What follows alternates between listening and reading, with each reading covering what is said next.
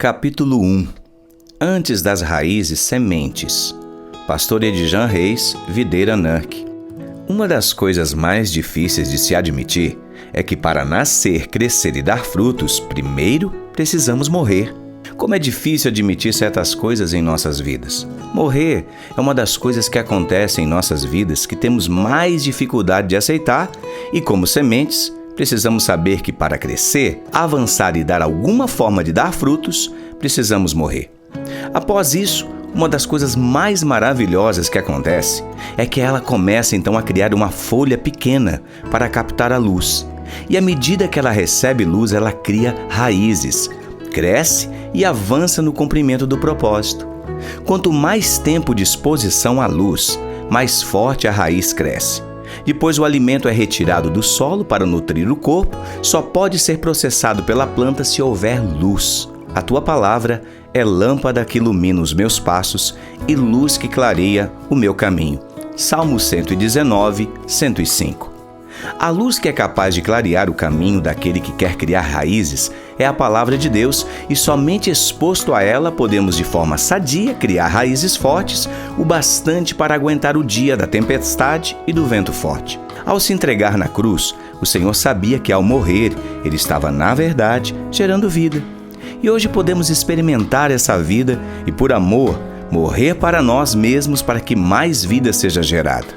Com sua morte na cruz, Ele gerou vida abundante e pôde então atingir toda a humanidade com seu amor. Toda árvore de raiz forte um dia também precisou morrer para que a vida fosse gerada. Muitos querem ver os frutos, querem descansar na sombra, querem respirar o ar puro sem antes morrer. Deixar de lado nossa carne, nossos desejos, nosso ego, nosso orgulho e entregar tudo isso diante do Senhor para que Ele corte os galhos secos e apare o que não é necessário, fazendo com que essa árvore atinja o seu potencial máximo. Isso requer um alto nível de entrega e confiança no Senhor. Infelizmente, com o avanço dos anos, podemos ver a cada dia mais pessoas sem raízes profundas e sem propósito na vida. Pessoas que se tornaram fracas em todas as áreas da vida, sendo facilmente abaladas por qualquer que seja a dificuldade. Deus poda os galhos para que a árvore avance, mas o diabo tem tentado enfraquecer as pessoas cortando as raízes.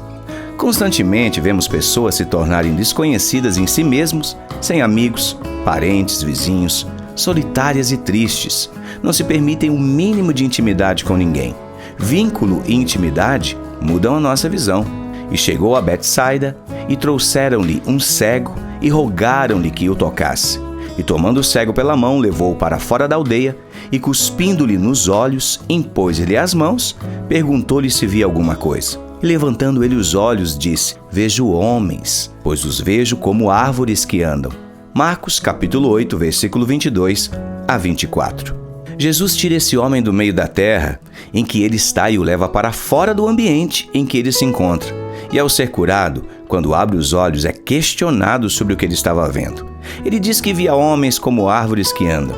Quem eram estes homens que foram vistos como árvores? Ao continuarmos a leitura, vemos que Jesus estava somente com seus discípulos, mas a visão que foi aberta àquele homem foi mais ampla, foi além. Ele não viu só os discípulos como homens naturais, mas os viu como árvores. Ao caminhar com Jesus, nos tornamos árvores, e à medida que ouvimos, crescemos fortes e na hora certa chegam os frutos. Semente boa, mais terra boa, igual a frutos. Outra parte ainda caiu em terra boa e deu frutos, produzindo 30, 60 e até 100 vezes mais do que tinha sido plantado. Quem pode ouvir, ouça. Mateus capítulo 13, versículo 8. É importante avaliar a terra em que se está plantado na parábola do semeador em Mateus capítulo 13, versículo 1. O Senhor não fala do tipo de semente, mas fala do tipo de solo. Por isso, se estamos há muito tempo sem produzir frutos, precisamos avaliar o solo. Se algo estiver nos atrapalhando a dar frutos, precisamos então providenciar mudanças no solo. Às vezes adubo, outras vezes água, cortar alguns galhos secos, tirar algumas pedras, se afastar dos espinhos e outras vezes é necessário sair da beira do caminho. Fomos chamados para ser árvores frutíferas. A semente que está em nós foi o próprio Deus quem a colocou. É semente boa. Quando dizemos que Deus tem um propósito na vida de alguém, esse propósito está diretamente ligado com o fato de que ela vai se tornar uma árvore firme, de raízes profundas e que dá frutos.